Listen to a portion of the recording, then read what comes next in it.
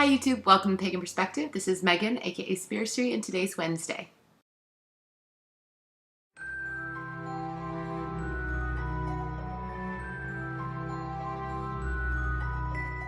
Hi YouTube, welcome to Pagan Perspective. I am Megan, aka Spiritory, and today we are talking all about the juxtaposition and the coming together of Hinduism and paganism. So I really like this topic because I personally have incorporated a Hindu deity into my practice that I feel very connected to and I really enjoy working with. And so I was excited to get this topic.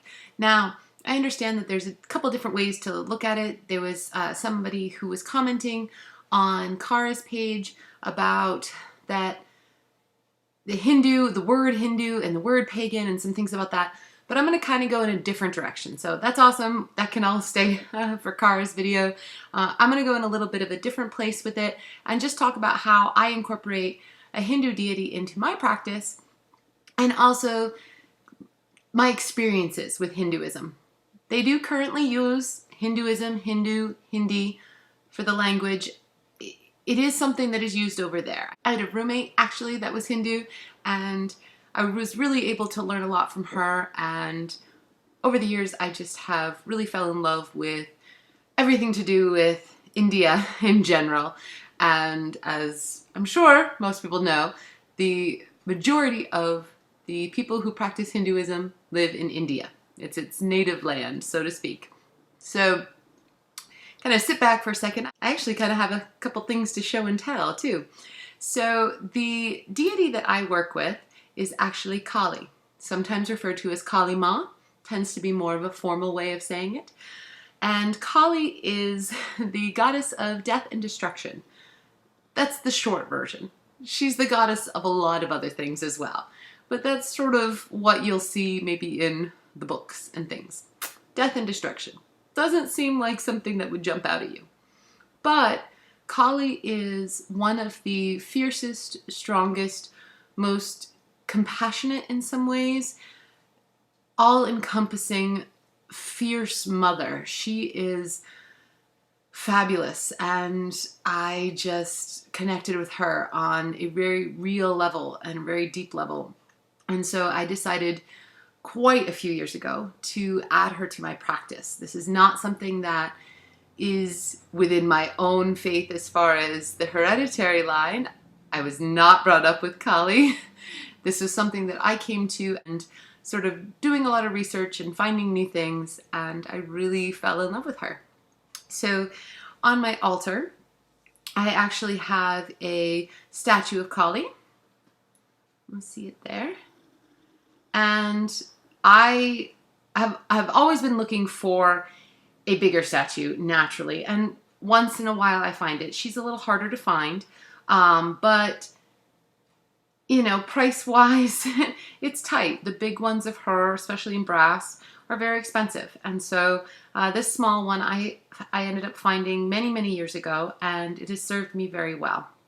So as you can see, one of the things that's notable about her is she, like many of the Hindu deities, has multiple arms, and in those arms she is doing multiple things. So in one of them she's holding a head, in another she's holding a weapon, and her arms, some of her arms are hands facing forward. So it shows all the different sides of her, as well as she typically wears her skirt and necklace of skulls there. Her tongue is almost always out. Oftentimes she will be depicted with black skin, and I don't mean sort of the darker skin, you know, when I'm talking about like a white person or a black person. I don't mean that kind of black skin. I actually mean black, like black. She's painted that way. It's because of the death part of what she's associated with. She has that appearance oftentimes, but not always. That's usually when they are trying to show her in that particular light. As many of the Hindu deities, they often have different sides of them and different parts of their personalities that come out at different times, and they can almost be a completely different person. There's a few deities that when they show a different side of themselves, they actually are a different deity. They actually are named something else as well. So the other thing that she is almost always depicted as is standing on top of a man, pinning him down. So one of the things to note about Kali is one of probably, I would hope, would be the most well-known story about her, but this comes from the Bhagavad Gita. If you're not familiar with the Bhagavad Gita is basically the Hindu version of the Bible. The Bhagavad Gita, though, is much, much older. The Bhagavad Gita is one of the oldest known collections of stories and mythos and religion that we actually have. And it's amazing. It reads a little bit like science fiction, actually, for a lot of it, but it is just brilliant. It's illustrated, it's fabulous, and there are many different parts to the Bhagavad Gita. It is not just one single book. Similar to that, the Bible isn't technically one book. There are many different parts to it. So Kali, in one of the stories, so Kali basically becomes angry. There's a whole reason why. It goes into it. It's a long story. But Kali begins to destroy the earth. And she goes into a rage. And Shiva, who is the primary male deity in the Hindu faith, tries to stop her. And it just becomes this epic battle. And eventually, he just realizes that the whole earth, everything, the whole universe will be destroyed in this battle because he cannot beat her. He cannot win. And he gets some counsel, and he realizes that the only thing that he can do at this point is to submit. And so he bows down to her and submits himself to her and lays at her feet. And in that moment is when she becomes the mother and then takes him into her arms and stops fighting. And only through the male's submission, does she relax and calm her rage, and the world goes back to being the world. And I think it's beautiful, and that the idea is that we don't always have to fight, that sometimes we can win through submission, and sometimes that's all that's needed. And it's an important lesson, and I absolutely love the story. So it's an oversimplification of the story, obviously, but it's trying to get the core message. And I find such a connection with her. So when I am finding myself in need of extra strength, I often will call to her. I also will call to her when I need any type of energy. You know, when I feel like I'm taking on something and I really have to go at it, I will seek her out. I also seek her out as well as other goddesses when I need mother energy. That's really important. She is a wonderful listener. She's the one that you go to when you're really mad about something and you need somebody to be mad with you about it, if that makes sense. You know how you can be venting about something and like, oh my gosh, wasn't that person a jerk? And someone says, oh, well, you never know what they might have been going through, blah, blah, blah. And you're like, no, I just want to be mad. Like, be mad with me, support me. Well, Kali is perfect for that. You go to her and she'll be like, yeah, that's right. Let's take their heads. Let's do this. She'll be right there with you and support you through that. She's pretty awesome that way. So I have one more thing that I wanted to kind of show that I have of Kali, and also it actually shows some of the other Hindu deities as well. So this piece is really fun. I actually have had this piece since I was a sophomore in high school. Actually, I was my sophomore year of high school is when I got this, and I've been in love with Kali since then. I started researching a lot of things at that point, and as I talked about, Kali is not part of my family's pantheon. This is something I added in later on, And so this was something I carried with me every single day to school. So it's not a religious item, but I did fall in love with it. So I'll show you, there's two sides to it. So the first is this side.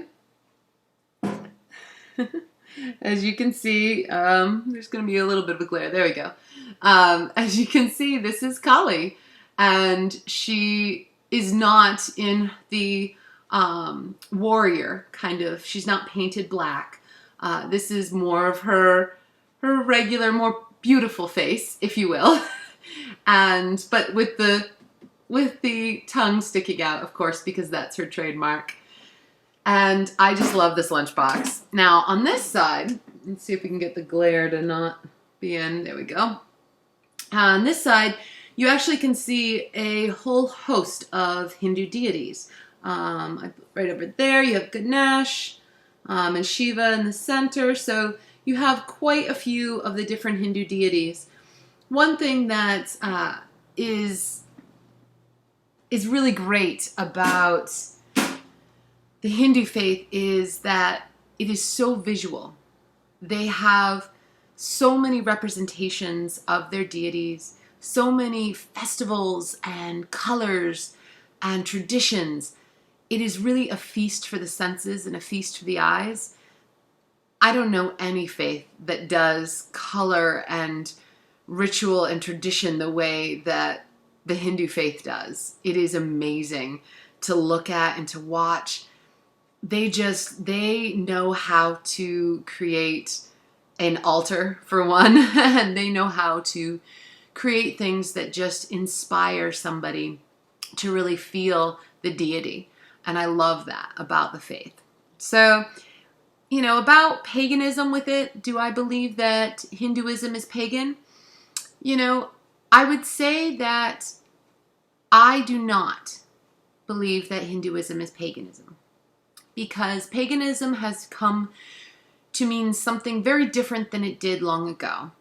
Paganism now is a broad umbrella term for a group of earth-centered religions, typically being of European descent, but not always.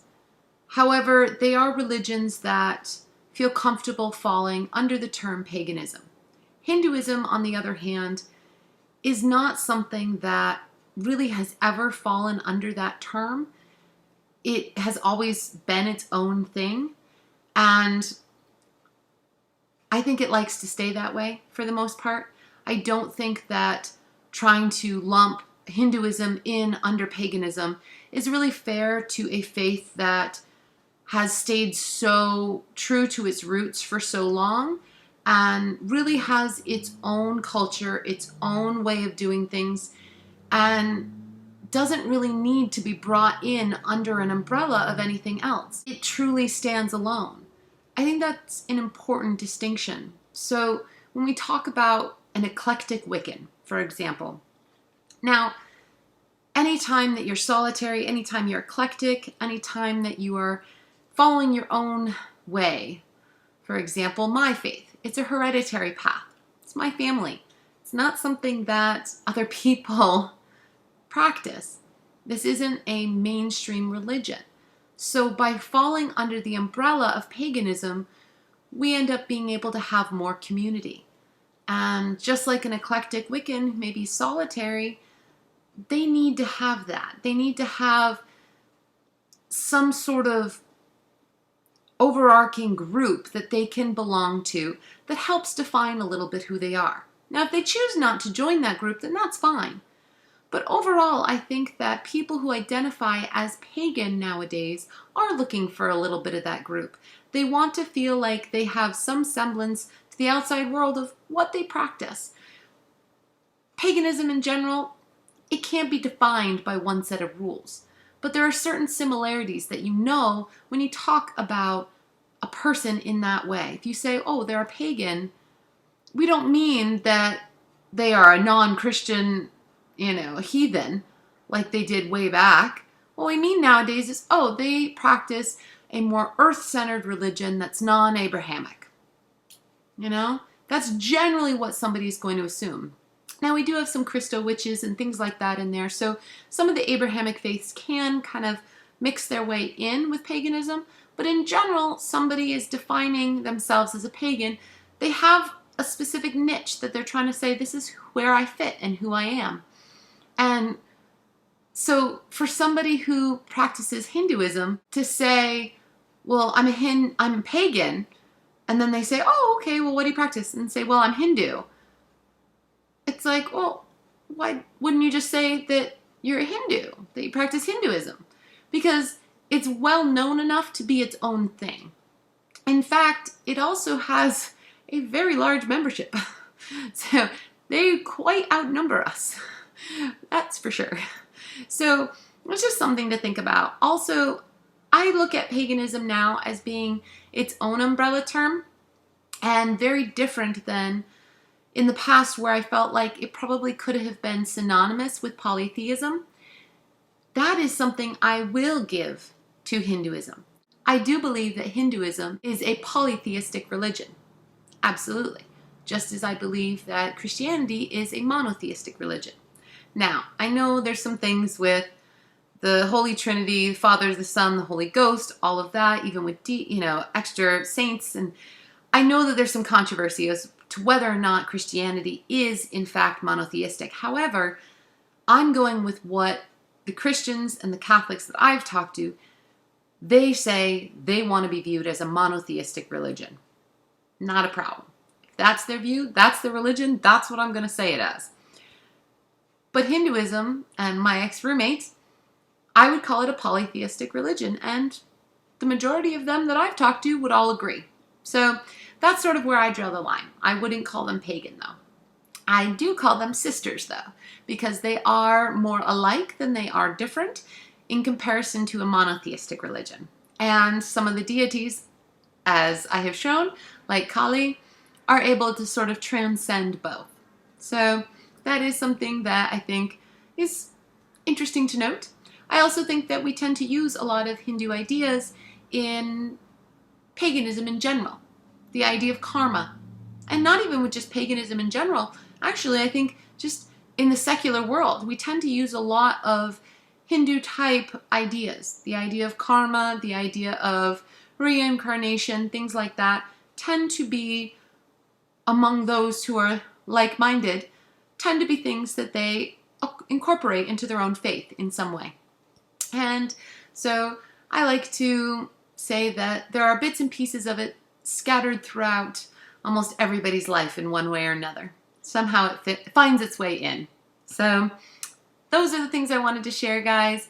I absolutely adore working with Kali. I love having her in my life, and I really honor and respect the Hindu faith. I think it's beautiful, especially visually. It is just a feast for the senses, and I think that we can all be friends. So that's it for today, guys, and feel free to comment, or if you have any questions, let me know in the down bar below, and as always, blessed be.